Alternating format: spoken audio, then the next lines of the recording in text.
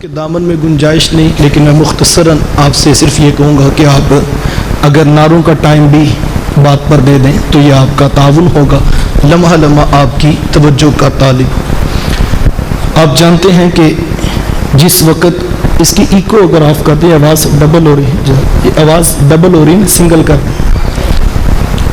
جس وقت حضور علیہ السلام نے دین اسلام کی تبلیغ کا آغاز کیا تو پورا عالم کفر حضور اور اصحاب حضور کے خلاف جمع ہو گیا۔ طرح طرح کے دکھ، تکلیفیں، مصیبتیں، پریشانیاں اور ناموافق حالات کے جکڑ تھے جو حضور اور اصحاب حضور کو دیکھنا پڑے۔ ان راہوں میں کانٹے بھی بچھائے گئے، گڑھے بھی کھودے گئے، گندی اوجریاں جس میں اتھر پہ ڈالی گئی، ایک بدبخت گلے میں کپڑا ڈال کر تاؤ بھی دیتا رہا۔ شب ابی طالب کی گھاٹی کو کون بھول سکتا ہے؟ 3 سال تک میرے حضور کا معاشی بائیکاٹ کر دیا گیا، نہ غلہ پہنچنے دیا جاتا ہے، نہ پانی پہنچنے دیا جاتا ہے، اور حالت یہ تھی کہ لوگ سوکھے پتے کھا کھا کر گزر اوقات کرنے پر مجبور تھے۔ چمڑے کو پانی میں بھگو بھگو کر پیٹ کی بھوک اور پیاس مٹائی جانے لگی۔ ماؤں کی چھاتیوں سے جب دودھ خشک ہو گئے تو چھوٹے چھوٹے بچے روتے تو مائیں انہیں قرآن کی لوریاں سناتی اور ساتھ کہتی، بیٹا چپ کر جاؤ، اگر کافروں نے تمہاری آواز سن لی تو وہ تمہارے رسول کو تانا دیں گے۔ میرے حضور کے اس مشن میں چھوٹے چھوٹے بچے بھی حضور کے ساتھ کھڑے تھے، لیکن جب دیکھا کہ مکے والے بات ماننے کی طرف نہیں آ رہے تو میرے حضور ایک کٹھن اور طویل سفر کر کے اہل طائف کے پاس پیغام لے کر پہنچے، اور ان کے بڑے بڑے سرداروں کو جب دین اسلام کا پیغام سنایا تو انہوں نے بھی ڈنکے کی چوٹ پر انکار کر دیا، ہم تیری بات کو تسلیم نہیں کرتے۔ حضور فرمایا، میں بڑی محبت سے تمہارے پاس پیغام لے کر آیا تھا، تم نے بات کو قبول نہیں کیا، یہ تمہاری مرضی ہے، لیکن تم اتنا ضرور کرنا کہ طائف والوں، مکہ والوں کو نہ بتانا کہ تم کے پاس میں آیا تھا۔ تو ان میں سے ایک کہنے لگا، ہم تمہارا راز کیوں رکھتے پھرے، ہم تو لوگوں کو بتائیں گے یہ نیا دین لے کر ہمارے پاس بھی آیا تھا اور ہم نے بھی مسترد کر دیا۔ بات یہاں تک بھی رہتی تو یہ ایک امر آخر تھا، لیکن ہمیں تاریخ بتاتی ہے کہ جب حضور واپس پلٹنے لگے انہوں نے 2 رویا کی تاروں میں اوباشوں کو کھڑا کیا اور ان کے ہاتھوں میں پتھر دیے۔ جب حضور چلتے وہ حضور کے قدموں پہ پتھر مارتے، ایک قدم پہ پتھر لگتا تو حضور دوسرے قدم پہ پلٹتے، دوسرے پہ پتھر لگتا تو میرے حضور واپس پہلے پہ پلٹتے۔ شدت درد اور احساس کرب سے تھک کر حضور نیچے زمین پر بیٹھ جاتے تو ان کے 2 اوباش آگے بڑھتے، حضور کو کندھوں سے پکڑ کر کھڑا کرتے، میرے حضور پھر چلتے تو پھر پتھر مارتے۔ اتنے پتھر مارے گئے کہ چاند سے خوبصورت پنڈلیاں خون سے نچڑنے لگیں اور نالین تھے کہ خون سے بھر چکے تھے، مزید چلنے کی سکت باقی نہیں تھی۔ ایک فرشتہ حاضر خدمت ہے، اگر کہیں تو ابھی دونوں پہاڑوں کو ملا کر پوری بستی کو ملیا میٹ کر دیتے ہیں، لیکن حضور فرمایا کہ میں رحمت بن کے آیا ہوں، زحمت بن کر نہیں آیا۔ پتھر کھا کر دعائیں دینا یہ ایک پیغمبر کا ہی حوصلہ ہو سکتا ہے، ہماری تو تقریر پہ لوگ سبحان اللہ نہ کہیں تو ہم بگڑ جاتے ہیں۔ آج کا خطیب کہتا ہے جب کتاب مفت نہیں تو تقریر مفت کیوں؟ آج کہا جاتا ہے مجھے بلانے سے پہلے اتنے اکاؤنٹ میں بھیجو، میں پھر بات کرنے کے لیے آؤں گا۔ کہا جاتا ہے کہ ساؤنڈ سسٹم فلاں کمپنی کا ہو، کھانے میں یہ ہو، اور آنے پر اتنا استقبالیہ دیا جائے، جو سٹیج والے ہوں گے ان کا کیا بنے گا۔ کہا جاتا ہے جناب جب کتاب مفت نہیں تو تقریر مفت کیوں؟ گاڑی میری بھی پیٹرول سے چلتی ہے صاحب، اور کہا جاتا ہے کہ جناب پیٹ میرے بچوں کو بھی لگا ہے۔ آؤ صاحب میں تمہیں کہتا ہوں کہ یہ ذرا غور کریں، یہ اتنے نخرے کون کر رہا ہے جس کے آنے پہ لوگ پھولوں کی پتیاں پھینکتے ہیں؟ یہ نخرے کون کر رہا ہے جس کے اوپر لوگ تقریر پر نئے نوٹ پھینکتے ہیں؟ یہ تبلیغ کس کے لیے مشکل ہے جس کے ہاتھ چوم کر لوگ آنکھوں کو لگاتے ہیں؟ وہ کہہ رہا کہ اتنے معاملات کرو تو پھر میں آؤں گا۔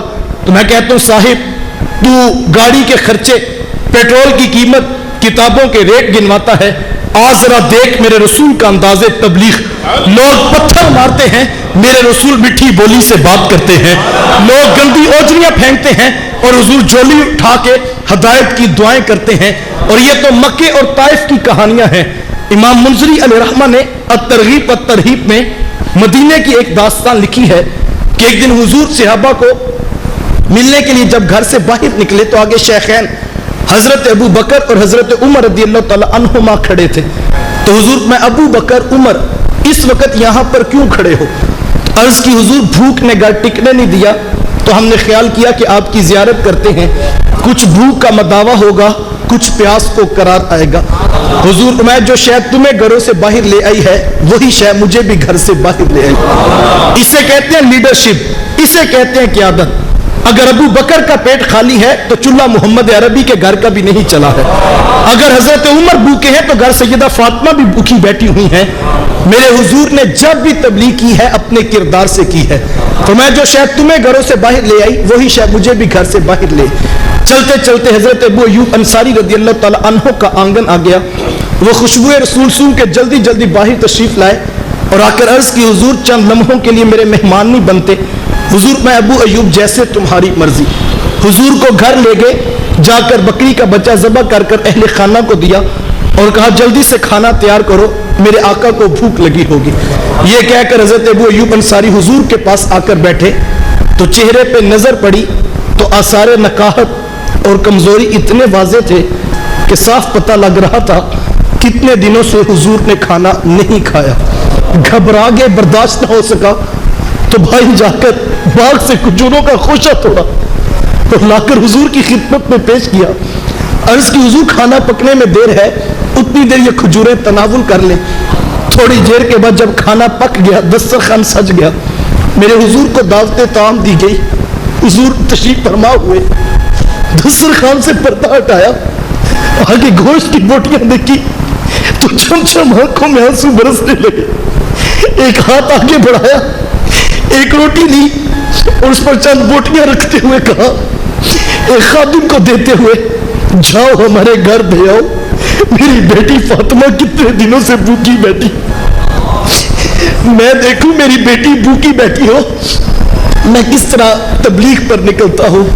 فاطمہ بنت رسول بھوکی بیٹھی ہے لیکن قدم اٹھنے والا تبلیغ کے مشن میں آگے بڑھتا ہے.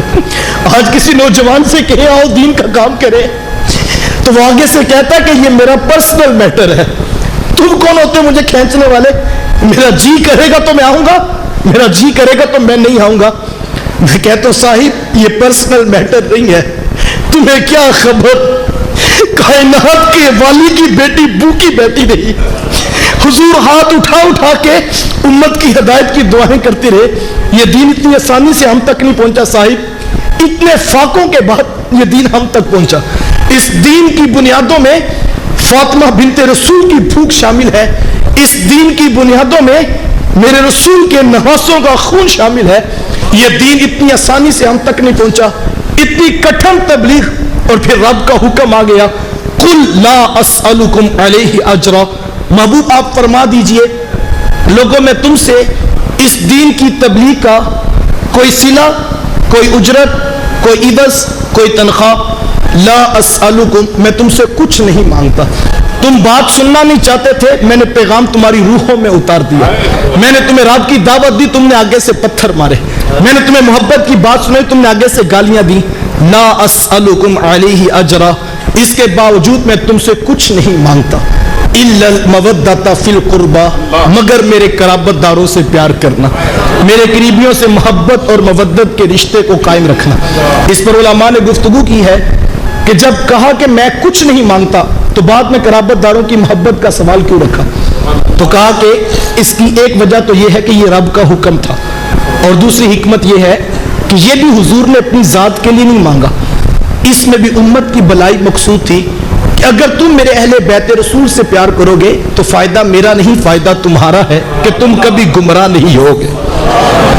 اور میں یہ کہتا ہوں یار مجھے بتاؤ, جو خود جنتی جوانوں کے سردار ہوں, کیا انہیں میرے اور آپ کے ذکر کی محتاجی ہو سکتی؟ جن کی والدہ جنتی عورتوں کی سردار ہوں, کیا انہیں میرے اور آپ کے محبت اور ذکر کرنے کی محتاجی ہو سکتی؟ تو یہ میرا اور آپ کا فخر ہے, یہ میرا اور آپ کا اعزاز ہے کہ ہمیں ان پاکیزہ لوگوں کا پیار اور ان کا ذکر نصیب ہو گیا. ساری زندگی حضور نے اہل بیت سے درس محبت کا درس دیا. کبھی حضور شہزادوں کو کندھوں پر اٹھا لیتے, کبھی حضور اپنے مبارک سینے پہ کھڑا کرتے, کبھی حضور دعا کے ہاتھ اٹھاتے اور فرماتے اے اللہ یہ میرے بیٹے ہیں, یہ میری بیٹی کے بیٹے ہیں, اے اللہ میں ان سے پیار کرتا ہوں، مالک تو بھی ان سے پیار فرما، اور مالک جو ان سے پیار کرے تو ان سے بھی پیار فرما۔ کبھی حضور گھر کے قریب سے گزرتے ہیں، شہزادوں کے رونے کی آواز آتی ہے تو حضور فرماتے بیٹا فاطمہ ان کو نہ رلایا کرو، ان کا رونا مجھ محمد کو بھی تڑپا دیتا ہے۔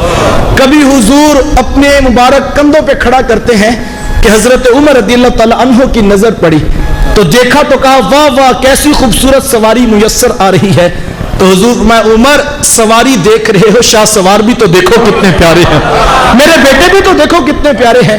حضرت حذیفہ رضی اللہ تعالیٰ عنہ فرماتے میں حضور کے پاس ملاقات کے لیے جانا تھا تو میں نے اپنی ماں سے کہا ماں مجھے اجازت دو نا کہ میں مغرب کی نماز حضور کے پیچھے پڑھتا ہوں، اور میں وعدہ کرتا ہوں کہ اپنی اور آپ کی بخشش کی دعا بھی کرواؤں گا۔ ماں نے بھی کہا بیٹا پھر دیر کاہے کی کرتے ہو، جلدی حضور کی چوکھٹ پہ پہنچ جاؤ، کیونکہ ماں بھی جانتی تھی جب وہ گورے نبوت والے ہاتھ اٹھیں گے تو رب خالی تو نہیں نہ موڑے گا، تو کہا بیٹا جلدی پہنچ جاؤ۔ تو حضرت حذیفہ فرماتے میں حضور کی محفل میں حاضر ہوا کہ مغرب کی اذان کا وقت قریب تھا، اذان ہوئی، اقامت کہی گئی، صفیں بندی، نماز حضور نے پڑھائی تو ہم نے پیچھے کھڑے ہو کر مکمل کی۔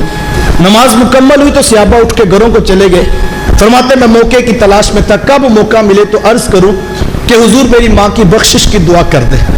فرماتے وقت تیزی سے سمٹا، حضور اپنے معمولات عبادت میں مشغول تھے کہ عشاء کا وقت قریب آ گیا۔ اذان ہوئی، اقامت ہوئی، صفیں بندی، نماز مکمل ہوئی، صحابہ اٹھ کے گھروں کو چلے گئے، اور میں سوچ میں پڑ گیا کہ ایک نماز کی چھٹی لے کر آیا تھا، اب نمازیں بھی 2 ہو گئی ہیں، اور اگر بغیر دعا کروائے گھر چلا گیا تو ماں تو ناراض ہو جائے گی۔ فرماتے ہمت نہیں ہو رہی تھی کہ حضور اپنے معمولات عبادت میں مشغول تھے، میرا دل دھڑک رہا تھا، میں ساری کہانی دل میں یاد کر رہا تھا کہ جلدی جلدی عرض کروں گا کہ حضور آپ سے ملنے کو جی کر رہا تھا، اور ماں کو لالچ دیا تو اجازت لی ہے، اب جلدی سے ماں کی بخشش کی دعا بھی کر دیں۔ فرماتے تھوڑی دیر کے بعد جب حضور مصلی امامت سے اٹھے اور اپنے کاشانہ اقدس کی طرف بڑھنے لگے تو میرا دل دھڑکنے لگا، اور میں نے کہا حذیفہ اگر حضور گھر چلے گئے پھر تو صبح ملاقات ہوگی۔ فرماتے غیر ارادی طور پہ میرے قدم کچھ تیز ہوئے تو قدموں کی آہٹ پیدا ہوئی، جب آہٹ پیدا ہوئی تو حضور نے پیچھے پلٹے بغیر پوچھا من ھذا، یہاں پر کون ہے؟ حذیفہ تو نہیں ہے؟ قلت نعم، جی حضور میں حذیفہ ہوں۔ حضور میں حذیفہ کیا کام ہے؟ غفر اللہ لک ولی امک، اللہ تجھے بھی بخشے تیری ماں کو بھی بخشے، بتا کام کیا ہے؟ اللہ، بندہ مٹ نہ جائے آقا پر تو وہ بندہ کیا ہے، بندہ مٹ نہ جائے آقا پر تو وہ بندہ کیا ہے، بے خبر ہو جو غلاموں سے وہ آقا کیا ہے۔ ابھی حذیفہ گھر سے نہیں چلے تھے کہ حضور کو پتا تھا حذیفہ کس بات کی اجازت مانگ رہا ہے۔ اللہ اکبر۔ اور میرے حضور کا تو رشتہ محبت امتی سے اتنا پختہ ہے کہ حضور فرماتے ہیں میرے امتی تیرا اور میرا تعلق ایسا ہے کہ کانٹا تیرے پاؤں میں چبھتا ہے، اس کی درد مجھ محمد کو ہوتی ہے۔ تو حضور میں حذیفہ اللہ تجھے بھی بخشے تیری ماں کو بھی بخشے، بتا کیا کام ہے؟ فرماتے اب میں خاموش کھڑا تھا کہ کام تو محبوب نے لبوں پہ آنے نہیں دیا، یہ جو ہم حضور کی بارگاہ میں عرض کرتے ہیں نا لفظوں کے سہاروں کے ساتھ، یہ تو اپنے دل کی تسلی کے لیے ہوتا ہے، ورنہ وہ محبوب تو بند لبوں کی کہانیاں جانتے ہیں۔ اللہ اکبر۔ تو کہا حذیفہ بتاؤ کیا کام ہے؟ فرماتے میں خاموش تھا کہ کام تو پہلے ہی ہو گیا، اب میں خاموش تھا کہ حضور نے فرمایا کہ حذیفہ لو پھر سنو، تمہارا کام تو ہو گیا، اب ہم سے بھی ایک پیغام لے جاؤ۔ ان ھذا ملک لم ينزل الارض قط، ابھی ایک فرشتہ میرے پاس آیا تھا جو آج سے پہلے کبھی زمین پر نہیں آیا، اور حذیفہ وہ اسپیشل رب سے اجازت لے کر آیا تھا کہ مالک مجھے اجازت دے نہ میں تیرے رسول کو سلام کر کے آتا ہوں۔ یا رک کر ایک جملہ کہنا چاہوں گا، زمین پر بسنے والے امتی ہو کر اختلاف کریں تو ان کی مرضی ہے، ورنہ میرے رسول کی چوکھٹ تو وہ ہے جہاں آسمان والے بھی سلامیاں پیش کرتے ہیں۔ اللہ اکبر۔ یار اگر آسمان والے بھی آ کر مدینے میں سلام کریں تو پھر کمال تو ہے نا مدینے والے کا۔ اللہ اکبر۔ میرے شیخ ایک دن فرمانے لگے کہ یار سلام پڑھنے سے نہ روکا کرو، کوئی صبح پڑھتا تو پڑھنے دو، کوئی دوپہر پڑھتا تو پڑھنے دو، کوئی رات پڑھتا تو پڑھنے دو، کوئی تلاوت سے پہلے پڑھتا یا بعد میں پڑھتا ہے، پڑھنے سے نہ روکا کرو، کیوں؟ یہ تو وہ وظیفہ ہے جو حجر و شجر کو بھی میسر ہے۔ حضرت ابو یعلا رضی اللہ تعالیٰ نے فرماتے میں حضور کے ساتھ کسی سفر میں تھا کہ ایک جگہ حضور نے پڑاؤ کیا تو ہم جو ہے وہ پہرہ داری پہ کھڑا تھا کہ حضور محو استراحت تھے اور حضور احرام کر رہے تھے۔ فرماتے میری آنکھوں نے ایک حیرت زدہ منظر دیکھا، اور منظر کیا تھا کہ درخت نے اپنے دائیں اور بائیں یوں حرکت کی اور اپنی جڑوں کو اکھاڑ کر तने के बलबोते पे चलता हुआ आकर हुजूर के कदमों में खड़ा हो गया। फरमाते मैं हैरत ज़दा था कि भला दरख्त भी कभी चलते हैं। अल्लाह अकबर। फरमाते कि थोड़ी देर के बाद वो वापस पलटा और वहीं पर जाकर नस्ब हो गया। हुजूर बेदार हुए तो मैंने पूछ लिया हुजूर एक बड़ा अजीब मंजर हुआ। तो हुजूर मैं हुज़ैफा आज क्या हुआ? तो अबू याला आज क्या हुआ? तो अर्ज की हुजूर वो जो सामने दरख्त नहीं है? तो हुजूर मैं हाँ वो मौजूद है। कहा हुजूर थोड़ी देर पहले वो यहाँ पे आया हुआ था। तो हुजूर वो यहाँ पर क्यों आया था? तो मेरे हुजूर ये नहीं फरमाते अबू याला तुम जाग रहे थे हम तो सोए हुए थे, तुम बताओ ना वो यहाँ क्यों आया था? और अबू याला ये नहीं पूछते, अभी पूछते क्यों है? क्यों? इसलिए कि वो जानते थे हमारे रसूल तो वो रसूल हैं जिनकी आंखें सोती हैं दिल तो जागता रहता है। तो मैं अबू याला अभी जब हम उसके करीब आए तो उसने मालिक से अर्ज की कि मालिक मुझे इजाजत देना, महबूब नेड़े आया, मैं भी सलाम ना करूं? तो अबू याला वो मुझे सलाम करने आया था। तो यार इतनी पुख्ता आदत डाल दो औलाद, सुबह भी हुजूर को सलाम करें, दोपहर भी सलाम करें, शाम भी सलाम करें। यार ये तो एक आम सी बात है। आप रोजाना किसी गली से गुजरते हो, कोई छोटा बच्चा आपको सलाम करे, एक बार, दो बार, तीन बार, तो चौथे दिन तो आप भी मोटरसाइकिल की ब्रेक लगा के पूछते हैं कि बेटा तू किसका पुत्र है? रोजाना मुझे सलाम करता है। यार इतनी आदत डाल दो औलादे, सुबह भी सलाम करें, दोपहर भी सलाम करें, शाम भी सलाम करें। तो कभी तो हुजूर पूछेंगे ना ये किसका पुत्र है? रोजाना मुझे सलाम करता है, बताओ तो सही ये कौन से मोहब्बत वाले हैं कि जिनके 5-5 साल के 4-4 साल के पुत्र भी मुझे सलाम करते हैं। अल्लाह अकबर। हुजूर मैं जब घर में दाखिल हुआ करो तो सलाम घर वालों को किया करो और इससे घरों में बरकत होगी। तो सहाबी ने पूछा हुजूर अगर घर में कोई ना हो फिर क्या करें? हुजूर मैं फिर भी सलाम किया करो, तुम्हें सलाम का जवाब मैं मोहम्मद दे दिया करूंगा। तो हुजूर को सलाम ये तो वो वजीफा है जो हजर शजर को मुयस्सर है और फरिश्तों को भी मुयस्सर है। तो मैं हुज़ैफा अभी वो आया था फरिश्ता और उसने मुझे सलाम पेश किया है और हुज़ैफा उसने मुझे बताया है कि मेरी बेटी फातिमा जन्नती औरतों की सरदार है और मेरे बेटे हसनैन करीमैन जन्नती जवानों के सरदार हैं, सय्यिदा शबाबी अहलिल जन्ना। और फिर हजरत हुज़ैफा रज़ियल्लाहु ताला ने पूरी अमानतदारी से लोगों को बताया कि लोगों मैं हुजूर के पास गया था तो हुजूर ने मुझे बताया था जन्नती जवानों के सरदार यही हैं। अल्लाह अकबर। खुद फरमाया लोगों अना तारिकुन फीकुम मुस्तक़लैन, मैं दो बारी चीजें तुम्हारे दरमियान छोड़ो, किताबुल्लाह, एक अल्लाह की किताब कुरान मजीद, फीहिल हुदा वन नूर, उसमें हदायत भी है उसमें रोशनी भी है, और एक मेरे अहले बैत रसूल।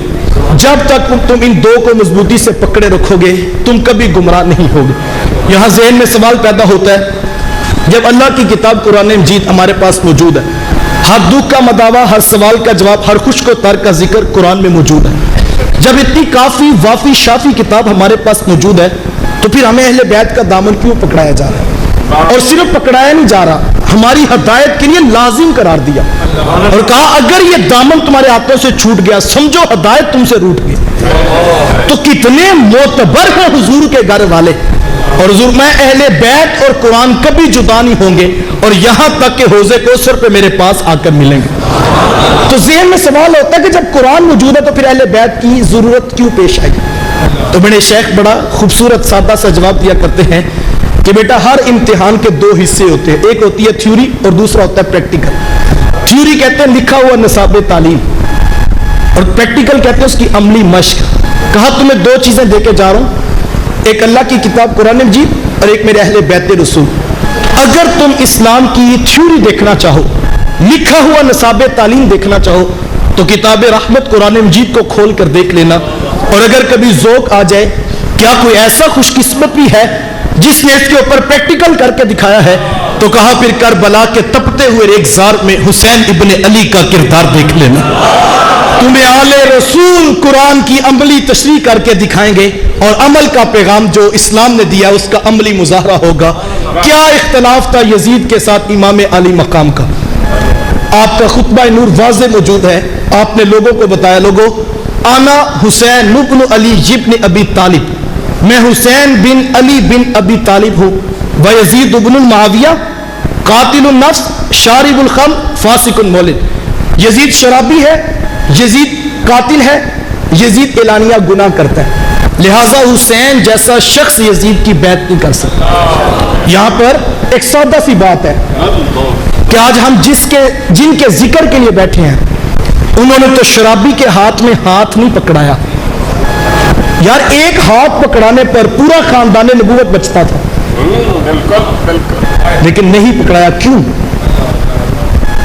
اتنا قیمتی حسین کا ہاتھ کہ خاندان نبوت کا 6 ماہ کا بچہ کٹنے کے لیے تیار ہے کہ حسین ہاتھ نہیں پکڑانا، ہم کٹ جائے کوئی بات نہیں، لیکن حسین آپ کا ہاتھ 72 آل رسول سے بھی قیمتی ہے.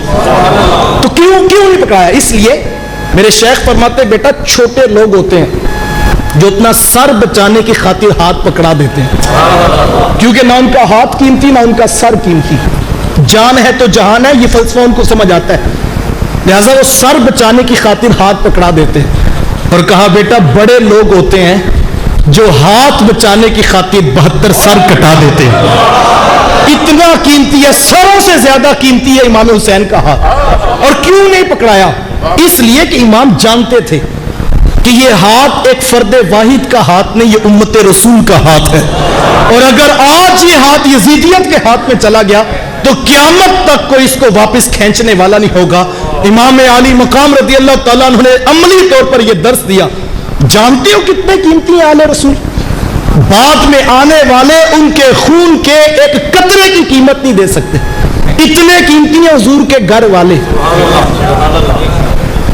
اتنے قیمتی لوگ کٹ کٹ کے گرتے رہے. وجہ کیا تھی؟ وجہ یہ تھی وہ زمانے کو بتا رہے تھے کہ لوگوں ہم بڑے قیمتی ہیں، لیکن یاد رکھنا ہمارے نانا کا دین اس سے بھی زیادہ قیمتی ہے. ہم 72 کٹ کے اسلام کی بقا کا درس دیں گے اور زمانے کو بتائیں گے کہ اسلام ہمیشہ رہنے والا دین ہے. آج اصل ضرورت یہ ہے صاحب کہ میں اور آپ سوچیں کہ ہم نے اس مقصد اور اس پیغام کے لیے کیا کیا. آج المیہ اور دکھ یہ ہے کہ جس جگہ سے روشنی ملنی تھی، آج حالت یہ ہے کہ ایک شخص محض لوگوں سے نوٹ بٹورنے کی خاطر، لوگوں پر مصنوعی غم کی کیفیت ڈالنے کے عوض واقع کربلا کو اس طرح بیان کیا جاتا ہے کہ جیسے معاذ اللہ وہاں پر ترلے اور منتیں کی جا رہی تھیں. کوئی کان پہ ہاتھ رکھ کے کہتا ہے کہ چھوٹے کے لیے 2 گھونٹ پانی دے دو، تو کوئی کہتا ہے کہ بڑے کے لیے 2 گھونٹ پانی دے دو. یہ تاریخ مسخ کی گئی ہے. آپ پوری تاریخ کربلا اٹھائیں اور میں تو سادہ سی بات کہتا ہوں یار، جو بچوں کی پیاس بھی برداشت نہیں کر سکتے تھے وہ بچے کٹوا سکتے تھے؟ پیاس نہیں برداشت ہو سکتی، کٹوانے کا حوصلہ ہو سکتا ہے؟ صاحب جو کٹوانے کے لیے تیار ہے وہ یزیدیت سے پانی کی بھیک نہیں مانگتے. اور آپ پوری تاریخ کربلا اٹھائیں، آپ کو یہ روایت ملے گی انہوں نے طاقت کے بل بوتے پر پانی حاصل کرنا چاہا، لیکن آپ کو کہیں نہیں ملے گا انہوں نے یزیدیت سے پانی کی بھیک مانگی ہو. یار وہ مدینے سے یزید سے بھیک مانگنے آئے تھے؟ نہیں صاحب، یہ کسی کا خود ساختہ تصور ہے، کیونکہ اگر یہ بیان نہ کریں تو پیٹ کا دھندا نہیں چلتا. وجہ یہ ہے صاحب، میرے شیخ تو فرماتے ہیں کہ ہم حسین والے نہیں ہیں، ہم واہ حسین والے. اور یہ وہ پیغام ہے جو امام علی مقام نے دیا تھا. پانی کی حیثیت کیا ہے یار؟ یہ نہر فرات ہوتی کیا شے ہے؟ مجھے دل پہ ہاتھ رکھ کر بتاؤ کہ بچپن میں جن کے مبارک منہ میں میرے رسول نے اپنی پاکیزہ زبان رکھی ہو، کیا اس حسین ابن علی کو بھی پیاس ستا سکتی ہے؟ اور پانی کا تو مسئلہ یہ تھا یار، اگر حضرت اسماعیل علیہ السلام اپنے مبارک پاؤں کی ایڑی کو رگڑ دیں تو وہاں سے آب زمزم پھوٹ سکتا ہے، تو یہ بھی تو آل رسول تھے، یہ بھی تو نواسہ رسول تھے، یہ ہاتھ اٹھاتے تو آسمان سے پانی نہ برستا. تو پانی کا مسئلہ نہیں تھا، کوئی مجبور بنا کر پیش کرتا ہے اور کوئی بھیک مانگنے والا. یار یہ تو سخیوں کی اولاد ہے، یہ تو بانٹنے والوں کا خاندان ہے. تو لہٰذا وہ تاریخ رقم کرنے کے لیے آئے تھے، پیغام سنانے کے لیے آئے تھے، لیکن آج ہم نے اس پیغام کو مسخ کر دیا.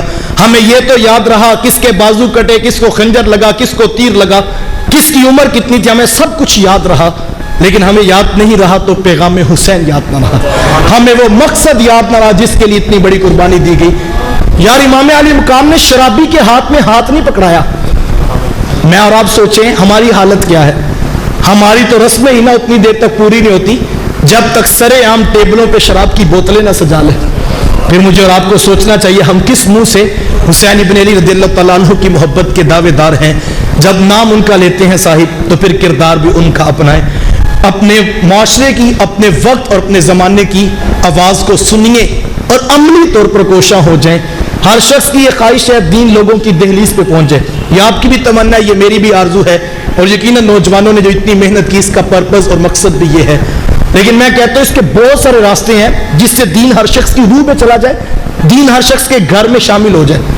لیکن اس کا ایک آسان سا یا سادہ سا حل جو میری ناقص عقل بتاتی ہے وہ میں یہ کہتا ہوں, میں کہتا ہوں صرف ایک کام کیا جائے, اور وہ یہ کہ آپ اپنا یہ مائک, اپنا یہ ممبر, اپنی مساجد کا محراب و مصلی, آپ صرف اس کو با مقصد بنا دیں, دین خود بخود لوگوں کی دہلیز پہ پہنچ جائے. آج المیہ یہ ہے, دکھ اس بات کا, میری پہلی ملاقات آپ سے, مجھے فتوے سے معاف رکھیے گا, کمزور شخص ہوں, بات بلی نہ لگے تو اختلاف رائے آپ کو موجود ہے اور آپ کو حق ہے. میں یہ کہتا ہوں ذرا عمومی طور پر اپنے سٹیج کا میں اور آپ محاسبہ تو کریں. آج آ کے ہمارے سٹیج پہ بچہ بھی کیا ہے, بکے ہوئے خطیب, بھانڈ قسم کے نقیب اور ڈانس کرتے نعت خواہ ہم نے سٹیجوں پہ کھڑے کر دیا, اور پیچھے رہ گئی تھی عوام, تو وہ بینکوں سے نئے نوٹ نکال کر کیمرے کے آگے کھڑے ہو کر انہوں نے حصہ ڈال دیا. مجھے ذرا بتائیں اس روایتی کلچر سے کہیں سے کوئی ایسا سیکشن ہے کہ جس سے ہم دعوے سے کہہ سکیں اب پیغام رسول کی خوشبو آئے گی, اب پیغام کربلا کا پیغام دیا جائے گا؟ اگر نہیں ہے صاحب تو پھر مجھے اور آپ کو سوچنا پڑے گا. یار میں تو کل ایک درس میں کہہ رہا تھا, یہ کیسے ممکن ہے یار کہ سال کے اندر سینکڑوں محافل شہر میں ذکر رسول کی ہوں اور نمازیوں کی تعداد 19 سے 20 بھی نہ ہو. ہاؤ از اٹ پاسبل کہ یار ذکر رسول بندہ ساری رات کرتا رہے اور صبح اس کو فجر کی نماز میسر نہ آئے؟ یقین جانیے اب کمرے میں بیٹھ کر کبھی فجر کی نماز کے بعد ایک تسبیح درود شریف کی کرے نا تو سارا دن اس کی برکت کا نشہ نہیں اترتا. یار ایک 5 منٹ کا وظیفہ رسول کے نام کا بندہ مخلص ہو کے پڑھے نا تو سارا دن نشہ نہیں اترتا. یہ کیسی کلچرل نعت خوانی ہے کہ ساری رات بندہ بیٹھا رہے, اسے صبح کا سجدہ بھی میسر نہیں آتا. تو اس کا مطلب ہے وہ کسی کا کاروبار جو ہے عروج پکڑ رہا ہے, وہ پیغام رسول اور ذکر رسول کی بہار کے روح میسر نہیں آ رہی. مجھے اور آپ کو اس کے اوپر غور کرنا ہے, کرنے کے بہت سے کام, وقت سمٹ گیا. میں آخری بات, اور آپ سے جو ہے وہ مغرب کی اذان قریب ہے, میں یہ کہتا ہوں, میں یہ پچھلے دنوں فیصلہ آباد میں درس دیا, فجر کی نماز کے بعد 1 گھنٹہ نشست تھی. وہ جب درس دے کے میں کمرے میں جانے لگا تو دیکھتے دیکھتے باہر والے حال میں 100-125 کے قریب بچے آ کے قرآن پڑھنے کے لیے پھٹیوں پہ بیٹھ گئے. تو بڑی خوشی ہوئی کہ اتنے بچے قرآن پڑھنے کے لیے بیٹھ گئے. لیکن آدھے گھنٹے کے بعد قاری صاحب بھی کمرے میں آ گئے. تو میں نے کہا حضرت وہ کلاس ختم ہوگی؟ کہنے لگے ہاں جی کلاس ہوگی. میں نے کہا حضور والا آدھے گھنٹے میں 100 بچوں کا سبق کیسے سنا جاتا ہے؟ ایک بچے کے حصے میں آدھا منٹ بھی نہیں آتا, پچھلا سبق سننا بھی تھا, آگے پڑھانا بھی تھا. تو میں نے کہا کتنا اچھا 30-30 بچوں کی کلاسز بن جاتی اور 2-3 الفاظ ہم بٹھاتے تو کم از کم بچوں کا سبق تو اچھی طرح سن لیتے. تو وہ قاری صاحب کہنے لگے کہ آپ میرے سے ناراض نہ ہو, میں نے کئی بار انتظامیہ مسجد سے کہا ہے زیادہ نہیں صرف 2000 روپے ماہانہ پر میں اپنے کسی شاگرد حافظ صاحب کی ڈیوٹی لگاتا ہوں کہ وہ بھی میرے ساتھ آ کر صبح بچوں کا قرآن سن لیا کریں. لیکن ہماری مسجد کی انتظامیہ والے کہتے ہیں ہم الگ سے 2000 روپے بندہ افورڈ نہیں کر سکتے. میں نے کہا ہم ٹھیک کہتے ہیں, پورا مہینہ قرآن پڑھانے والا 2000 میں ہمیں افورڈ نہیں ہوتا, وہ مہنگا سسٹم ہے. اور دوسری طرف ہماری حالت یہ ہے سالانہ جلسے کے خطاب کے لیے 1 گھنٹے کے لیے 60,000 میں جاہل قسم کا خطیب بلانا پڑے. ہم سب کے پاس فنڈ موجود ہے. 30,000 میں 2 نعت خواں 20-20 منٹ کے لیے ترلے منتے نخروں کے ساتھ کھڑے کرنے پڑے. ہمارے پاس فنڈ موجود ہے. ہر مسجد والے 5,000 روپے کی 1/11 کی دیگ ہر مہینے دینے کے لیے تیار ہے. فنڈ ہمارے پاس موجود ہے. 4 غریب قسم کے مزدور طبقے کے لوگ داتا صاحب جا کر گاڑی کروا کر چادر چڑھانے کو تو دین کا کام سمجھتے ہیں. داتا صاحب کے مشن پہ کھڑے ہونے کے لیے نہ ہمارے پاس وقت ہے نہ ہمارے پاس پیسے ہیں. مجھے اور آپ کو غور کرنا ہوگا کہ ہم کس جگہ پہ کھڑے ہیں. ہمارے ایک دوست ہے تو وہ کنسٹرکشن کروا رہے تھے تو کہتے ایک بندہ آ کر ہر مہینے کھیر کھلاتا ہمارے مزدوروں کو. تو کہتے میں نے ایک دن بلا لیا اور میں نے کہا یہ تم کیا کرتے ہو؟ تو وہ کہنے لگا کہ میں 11ویں کی کھیر کھلاتا ہوں. تو کہتے میں نے پوچھا کہ 11ویں والے کا نام کیا ہے؟ تو حضور والا سے نام نہیں آتا تھا. میں نے کہا ابھی تو 11ویں والے کا نام نہیں یاد ہوا, پیغام اور مشن کا بھی یاد ہوگا. کیا کل 11ویں والے پوچھیں گے نہیں کہ تم نے ہر مہینے دیکھ تو میرے نام کی بانٹی, یہ بتاؤ تمہاری اولادوں کو میرے نانا کا قرآن کیوں نہیں پڑھنا آتا؟ میں بھی سوچوں, اس پر آپ بھی سوچیں. ہم کس جگہ پہ کھڑے ہیں, ہم نے اس پر غور کرنا ہے. علم علماء دینی مدارس کی حمایت میں کھڑے ہوں اور اپنا سب کچھ ان پر لگا دیں. یہ میں سمندری میں کہا تھا ایک دن, میں نے کہا یہ بڑا فیصلہ آباد شہر پاس ہے, وہاں پر جائیے اور کسی مرکز میں ہاتھ جوڑ کر کہیں حضرت ایک معتبر عالم ایک اچھے قاری صاحب ہمیں دیں اور ان کے اخراجات آپ بتائیں، ہم پے کریں گے، اور ان کو لا کر یہاں بٹھائیے اور ان کو کہیے حضرت آپ کی ضروریات زندگی ہمارے ذمہ ہے، آپ مسجد کے باہر کے کام ہمیں بتائیں، ہم کرنے کے لیے تیار ہیں، لیکن ایک سال اتنی محنت کرو کہ سال کے بعد گاؤں میں کوئی ایسا بچہ نہ ہو جسے محمد کا قرآن نہ پڑھنا آتا ہو۔ میں کہا یہ کرنے کا کام ہے جس پر ہم غور کریں تو بہت ساری جیتیں، بہت سارا کام نکل سکتا ہے۔ آئیے اپنے حصے کا کام کیجئے، صرف تنقید کرنا یہ کمال کی بات نہیں، عملی طور پر سلوشن پیش کرنا یہ اصل بڑے لوگوں کا کمال ہے۔ ادارۃ المصطفیٰ انٹرنیشنل کا پلیٹ فارم اس تحریک اور اس فکر کی آگہی کے لیے پوری آب و تاب کے ساتھ جہاں تک ہماری طاقت ہے، میں تو اس نظریے کا قائل ہوں کہ شکوائے ظلمت شب سے تو کہیں بہتر تھا، شکوائے ظلمت شب سے تو کہیں بہتر تھا، اپنے حصے کی ایک شمع روشن کیے جاتے۔ آئیں اپنے حصے کا چراغ روشن کریں، پوری دنیا نہ بھی فتح ہو لیکن اپنے گھر کے بچے تو قرآن پڑھنے والے بن جائیں۔ کیا یہ چھوٹے چھوٹے بچے کل ہم سے پوچھیں گے نہیں تم نے 60 ہزار والے خطیب تو لا کے ہمیں سنائے، یہ بتاؤ ہمیں ہمارے رسول کا قرآن کیوں نہ سکھایا؟ اس پر غور کریں، ناظرۃ القرآن کی کلاسز بن جائیں، ترجمۃ القرآن کے لیے نوجوان اپنا وقت نکالیں، اپنے اثاثے نکالیں، کام کریں، محنت کریں۔ بڑی منزل ہمیشہ لمبی مسافت کے بعد آتی ہے، صرف زبانی جمع خرچ کے نعروں سے کچھ بھی نہیں ہونے والا۔ میں یہ کل پنڈی میں گیا تھا تو میں نے وہاں پر کچھ باتیں کی تو ایک دوست کہنے لگے کہ تقریباً 5 مساجد میرے رابطے میں ہیں جو مجھے یہ کہہ رہے ہیں کہ کوئی پڑھا لکھا عالم، کوئی مستند مبلغ، کوئی درد دل اور درد دین رکھنے والا شخص ملے تو ہمیں بھی بتانا، ہم نے اپنی مسجد میں خطیب رکھنا ہے۔ تو کہتے جناب بڑے شہر میں 5 مساجد والے مجھے کہہ رہے ہیں روزانہ کہ آپ کوئی بندہ دے دیں۔